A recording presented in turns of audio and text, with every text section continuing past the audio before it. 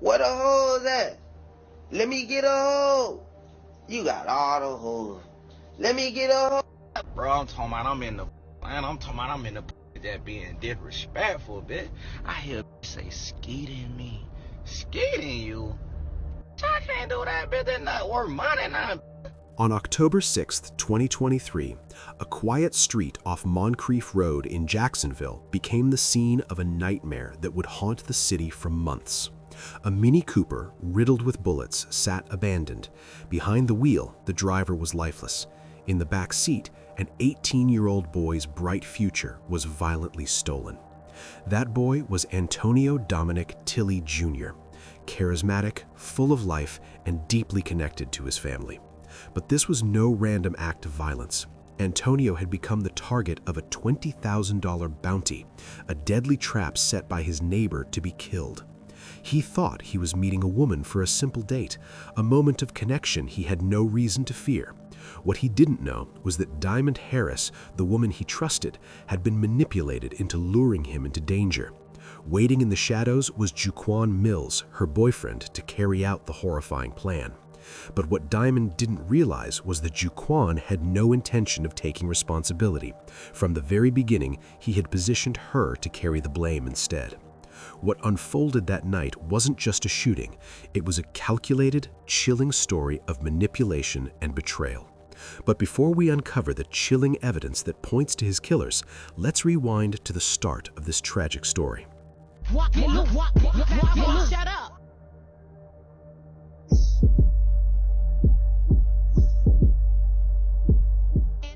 Antonio Dominic Tilley Jr. was born in 2005 and raised in Jacksonville, Florida. From a young age, he was known for his charisma, his easy laugh, and a love of music that made him the kind of person friends naturally gravitated toward. He shared a close bond with his parents and siblings, often spending time with them, playing music, and dreaming about the future. At 18, Antonio was navigating the uncertain terrain of young adulthood, exploring opportunities, friendships, and the small joys of life. He had no children, no spouse, but his world revolved around family and those he trusted most. That trust, however, would become the very thing that led him into danger. On the night of October 6, 2023, Antonio believed he was stepping into an ordinary, even hopeful situation. A woman named Diamond Harris had reached out, and he thought he was meeting her for a possible date, a chance at connection, or simply an evening that might bring excitement into his life. What he didn't know was that he was walking into a meticulously orchestrated trap, one designed to exploit his trust. Diamond Harris, at the time, was dating Juquan Mills, a gang-affiliated man who had already collected the first half of a $20,000 bounty placed on Antonio's head. Juquan had persuaded Diamond that helping execute the plan could benefit her, perhaps even give her a share of the money. She stepped into a web of deception, a role that would make her complicit in a murder plot with devastating consequences, not just for Antonio, but for an innocent bystander as well. Diamond Harris was far from an inexperienced accomplice. She was an ex-Army trooper and a single mother to a 2-year-old. She possessed discipline, training, and awareness, yet her involvement highlighted a terrifying reality. Trust can be weaponized, and even the most disciplined person can be manipulated. Through text messages, Instagram conversations, and phone calls, she maintained contact with Antonio, carefully cultivating the illusion of safety and innocence while covertly guiding him toward danger. When Antonio arrived at the address she provided, the trap sprung with deadly precision. He climbed into the Mini Cooper, unaware that Bryant Grund, a 31-year-old Uber driver and father, would also be caught in the crossfire, simply for doing his job. Moments later, chaos erupted. Gunfire shattered the night. Police rushed to the scene after reports of gunfire. They found both victims inside the vehicle, lifeless. The community was stunned. Not only had a teenager been targeted by a gang-related hit, but an innocent man had been killed simply for being in the wrong place at the wrong time. Jacksonville double earlier this month was part of a $20,000 gang hit, according to an arrest warrant. We just received these mugshots of Juquan Mills and Diamond Harris, arrested last week in the murder of a local teenager and a man who was driving him for Uber. Community advocates say this shows how out of control gang violence is here in our city. News 4 Jax reporter Vic Michelucci tells us detectives believe the victims were set up. A high-dollar hit. Jacksonville detectives believe this October 6th double in Moncrief was not random. Instead, it was a gang-related contract worth $20,000. The dollar figure that's attached to that is fairly high. We found this information in the arrest reports for 22-year-old Jaquan Mills and his girlfriend, 23-year-old Diamond Harris. Detectives believe Harris lured one of the victims, 19-year-old Antonio Tilley Jr., who thought he was meeting her for a date. Investigators accuse Mills of Tilley instead, collecting half of the bounty on his head. Police say they've identified another suspect involved in the murder, but they're still trying to track that person down. Tilley's Uber driver was caught up in the violence and also in the car he was driving to make a living. He's caught literally in the middle of this $20,000 hit, unbeknownst to him. He's been identified as 31-year-old Bryant Grund. Former JSO director Tom Hackney says it shows the senselessness of gang violence. In order to successfully prosecute a case like this, you want to be able to answer as many questions as you possibly can, and that does it. It spiderwebs out from there about not only who completed this hit, but who set the hit. Jacksonville police told us earlier this year they were tracking 32 active gangs with nearly 600 members. They're responsible for a large number of the city's. The solution is that we have to be more involved. AJ Jordan with Mad Dads is calling on the community as gangs continue to wreak havoc in the city. AJ, we're looking at cases where gang members are arrested en masse sometimes, right? Police are getting a lot of gang members behind bars, but then we're still seeing gang violence. Is it just new people filling the void? It's always been one down, one up. It's always somebody to take their place. And once again, that comes back to the community. When that one pops back up, we have to turn them in. We have to get them off the street. Why are these primarily young men getting into gang violence? I think it's a combination of everything, a breakdown of the home, not having fathers in the home, mothers working all the time, and just not having enough to do to keep them busy. I talked to one a while back, and he know the consequences of it. But he said, it's worth it. That's what he told me. He said it's worth it because they get a lot of money really quick. I did reach out to the Jacksonville Sheriff's Office about this case. A police spokesperson told me that it is still open and an ongoing investigation, so JSO wasn't going to comment, but he said detectives are hard at work. Court documents later revealed that Diamond herself discharged a weapon, striking Antonio in the back seat. Bryant, tragically, was killed as well, an innocent casualty of a calculated act of violence. But then the details kept coming. Jaquan Mills initially denied any involvement, and rumors spread that he was released from custody while Diamond faced the full weight of the law alone. But that wasn't true. Text messages from Jaquan to Diamond showed coordination and planning, further tying them both to the scene. He later pled guilty to 2 counts of second-degree murder and remains incarcerated in Clay County Jail awaiting final sentencing. Investigators later apprehended co-conspirator Jimmy Robinson after Jaquan began cooperating, confessing to his role as the lookout and getaway driver, and linking him to one of the rifles used. Today, sentencing is expected to be set for one of the 2 people who pleaded guilty to the of a Jacksonville Uber driver and his passenger. Jaquan Mills pleaded guilty to second-degree murder in the deaths of Antonio Tilley Jr. and Bryant Grund earlier this year. Police say Tilley was the target of a $20,000 gang bounty back in October. We begin with breaking news. And that breaking news out of Jacksonville, a 3rd person now has been arrested in connection with the death of a Jacksonville man with gang affiliations and an Uber driver who was caught in that crossfire. Jimmy Robinson is charged with 2 counts of the deaths of Antonio Tilley Jr. and Bryant Grund. He was arrested Tuesday and is being held on no bond tonight. This happened in October of last year. Investigators say Tilley was the target of a $20,000 gang bounty. Grund was driving Tilley to the scene of the crime when they were shooting. Robinson is the 3rd person now charged in the shooting. Diamond Harris and Jaquan Mills both entered guilty pleas earlier this year to second-degree. We will stay on your side following this breaking story. You can find out the latest on the First Coast News app, and if you don't have that app, just text the word app to 904-633-2402, and we'll send a link so you can download it. Meanwhile, the legal consequences began to unfold. Diamond charges were upgraded to second-degree murder, reflecting her direct involvement in the shooting. Despite her protests of innocence, she was denied bond and remained in custody, separated from her young child. Diamond Harris's role remained a contentious point. Initially charged as an accessory, prosecutors upgraded her charges to second-degree murder once evidence confirmed she discharged a firearm that contributed to the victims' deaths. A Jacksonville woman who killed an Uber driver and his passenger is set to learn her punishment. Diamond Harris pleaded guilty to the murders of the Uber driver, Bryant Grund, and the passenger, Antonio Tilley. We're told the passenger was a 19-year-old man with a $20,000 bounty. The shooting happened back in October of last year. Harris was originally charged with accessory in the murder, and her charges were upgraded a month later to second-degree murder. Harris faces up to 2 life sentences and is set to be sentenced at the end of July. The other suspect in the case, Jaquan Mills, was released from prison. His case no longer exists in online police records. We did reach out to the state attorney's office to learn why that's happening.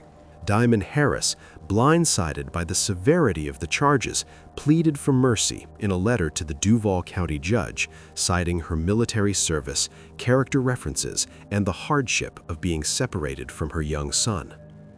The public began to discuss not just the crime itself, but the social and psychological forces that led a young woman into complicity. How does someone with a child, a military background, and moral grounding end up participating in a murder plot? The answer lies in coercion, loyalty, and trust exploited by someone with power over her. A reminder that manipulation can be lethal when paired with access to weapons and violent intent. However, the victims' families were grappling with the incomprehensible.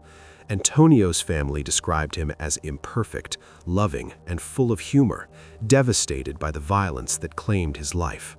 Grund's mother mourned her son, recalling him as a hard-working, kind-hearted man trying to support his family working as an Uber driver. He had no connection to the gang disputes that ended his life. Their loss underscored the collateral damage that can occur when violence intersects with innocent lives.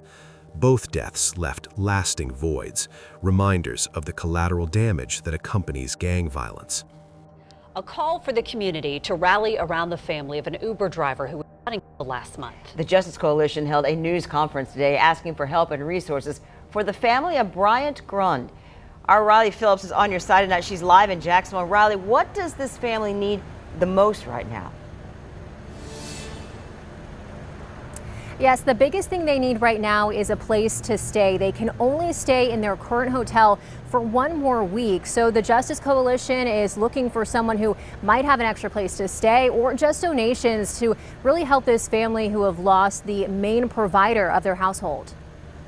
A family forced to start over. I can't even tell you how this has affected our family. Heidi Doyle stayed strong Friday afternoon as members of the Justice Coalition asked the community to help the family get back on their feet. They need a place to live because they're going to have to move, and they need some financial assistance. And we've exhausted our resources, and they have less than a week to come up with some help. Doyle's son, Bryant Grund, was shot and killed in the Moncrief area of Jacksonville back in October. He was working as an Uber driver that night and was dropping off his passenger, Antonio Tilley, when they were shot and killed. Police say the shooting was gang-related and arrested Jaquan Mills and Diamond Harris in connection to the case. Both of them are out of jail and on house arrest right now. Doyle says she trusts the decision to put them on house arrest, but the thought of them out of jail is still unsettling. It was terrifying at first. I'm not sure. I didn't feel safe. Their safety was part of the reason why the Justice Coalition wants to help the family move forward from this tragedy. Despite the loss of her son, Doyle and her other 2 children are holding on to hope and believe their loved one is looking down on them. To have met Bryant was to have been impacted by a light so bright. Everybody take the time to be grateful for everything that they have every single day, because you just don't know when things could change. And the Justice Coalition is coordinating all of these donation efforts. Live in Jacksonville, Riley Phillips, First Coast News on your side. From Jacksonville to New York, the pattern was disturbingly familiar. Antonio Tilley Jr. was lured into a trap by someone he trusted, only to be killed under the shadow of a $20,000 bounty. 2 years later, in the Bronx, Gibran Cojito Guerrero orchestrated a robbery that turned deadly, leaving another young man, Johnny Gaston, lifeless. Different cities, different gangs, but the same ruthless cycle of betrayal and violence. By 2025, New York City was grappling with a surge of gang-related violence, particularly in the Bronx. Among the most notorious groups was the Trinitarios, a Dominican street gang known for its brutal tactics, extortion, and targeted robberies. Within their ranks was Gibran Guerrero, better known by his street name, Cojito. Guerrero had built a reputation as a fearless enforcer, someone willing to carry out violent acts to maintain the gang's dominance. The Bronx, already burdened with poverty and turf wars, became the backdrop for Guerrero's most infamous crime, a gunpoint robbery that escalated into murder. The man who lost his life was Johnny Gaston, a Bronx resident caught in the wrong place at the wrong time. Johnny was not a rival gang leader or a hardened criminal. He was simply a man who became the target of Gibran's violent scheme. His death would later symbolize the indiscriminate nature of gang violence, how ordinary lives are shattered by conflicts they never chose to be part of. On the night of the ambush, Gibran and fellow Trinitarios members set out to commit a series of armed robberies. Their method was straightforward but ruthless: corner victims, brandish weapons, and strip them of valuables. But this time, the plan spiraled out of control. During one of these robberies, Gibran confronted Johnny. What began as intimidation quickly escalated into chaos. Shots were fired, and Johnny was fatally struck. The robbery had transformed into a homicide, leaving the Bronx community shaken. The NYPD responded swiftly. Johnny's murder was not an isolated incident. It was part of a string of violent robberies linked to the Trinitarios. Detectives pieced together witness accounts, surveillance footage, and gang intelligence. Gibran's name surfaced repeatedly, his reputation as Cojito making him a prime suspect. Within weeks, authorities tied Gibran directly to the murder. His arrest marked a turning point in the investigation, but it also revealed the depth of the Trinitarios' operations in the Bronx. Federal prosecutors took over the case, recognizing the broader implications of gang activity. Gibran was charged not only with Johnny's murder, but also with multiple counts of racketeering and gunpoint robberies. The evidence was overwhelming: testimonies from victims, digital records, and gang communications. The prosecution painted Gibran as a violent enforcer who thrived on fear. His actions were not random, but part of a calculated effort to strengthen the Trinitarios' grip on Bronx neighborhoods. The trial unfolded in the Southern District of New York, where gang cases are often prosecuted under federal statutes. Gibran faced charges of murder, racketeering, and violent robbery. The prosecution argued that Gibran was a danger to society, a gang member who had no regard for human life. They emphasized Johnny's innocence, underscoring how gang violence destroys communities. But the defense had a different argument. Guerrero's lawyers attempted to downplay his role, suggesting he was influenced by gang hierarchy and peer pressure, but the evidence was too strong. In March 2026, U.S. District Judge Lorna Shaffield handed down the sentence of 27 years in federal prison. The ruling was a clear message: gang violence would not be tolerated, and those responsible would face severe consequences. The sentencing brought some closure to Johnny Gaston's family, but the scars remained. His death was a reminder of how quickly life can be stolen in gang-dominated neighborhoods. For the Bronx community, Guerrero's imprisonment was both a relief and a warning. While one violent figure was removed, the larger problem of gang influence persisted. Law enforcement hailed the conviction as a victory in the fight against organized street gangs. Prosecutors emphasized that dismantling groups like the Trinitarios required not just arrests, but long sentences that disrupted their leadership structures. However, the most harrowing element of the story of Antonio wasn't just the murders, it was the human manipulation at its core. Diamond Harris, convinced by Jaquan to participate in a deadly plan, was left to face the consequences alone. And in the end, she hadn't received the promised financial gain, and in her letters, she described being blindsided, a pawn in a scheme that would destroy lives. But what investigators wanted the public to understand was this: these aren't isolated incidents. The streets are unpredictable. Any misstep, any misplaced trust can lead to irreversible consequences. The tragedy that unfolded that day was a stark reminder of how calculated acts of betrayal, combined with street violence, can devastate families and communities. The charges, the confessions, the co-conspirators, each revelation painted a more detailed picture of premeditation, deception, and manipulation. Mills' cooperation exposed Robinson and the full scope of the plan, clarifying how 2 lives were lost that day, including an innocent bystander. And right at that moment, the consequences hit home. Harris's son, only 2 years old, would grow up without his mother by his side. The ripple effect of grief extended beyond the immediate victims to children, families, and neighborhoods affected by the violence. For Tilley's and Grunn's families, the trauma of losing loved ones in such a brutal and public way created a wound that would take years to heal, if it ever truly could. Soon enough, the public realized the true weight of these events.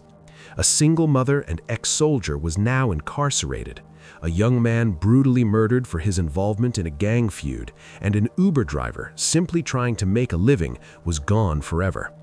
Each element compounded the tragedy, showing that in moments of violence, there are no simple heroes or villains, only lives irreversibly altered.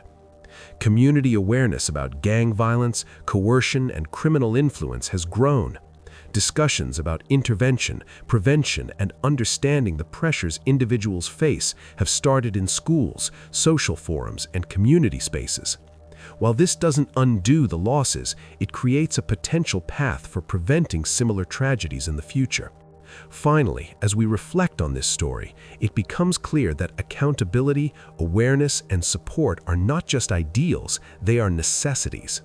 The legal system moved forward. Jaquan Mills, the gunman, admitted to 2 counts of second-degree murder. Diamond Harris, the woman who lured Antonio, pled guilty as an accessory after the fact. And Jimmy Robinson, another figure tied to the bounty scheme, was arrested months later. Each would face their reckoning in court, but the families left behind continue to carry grief that no sentence can erase. For Antonio's loved ones, the loss of an 18-year-old son and brother is a wound that will never fully heal. For the family of Bryant Grund, the Uber driver who was simply trying to provide for his household, the pain is compounded by the knowledge that he was killed in a crime he had no part in. And for Harris herself, once an ex-army trooper and a single mother, her descent into complicity shows how manipulation and misplaced trust can be weaponized, pulling even those with discipline and responsibility into devastating choices. This case is more than a headline. It is a stark reminder that actions have consequences, that trust can be twisted into betrayal, and that every life touched by violence deserves attention, reflection, and care. The young man caught in gang retaliation, the innocent driver who tried only to help others, and the woman persuaded into a violent scheme all stand as symbols of how fragile life can be when crime and manipulation intersect. Their stories demand not only justice in the courtroom, but also awareness in the community, a commitment to break cycles of violence before they claim another life. What do you think about it? Let us know in the comments below. And if you found this story intriguing, please like, share, and don't forget to subscribe for more stories like this.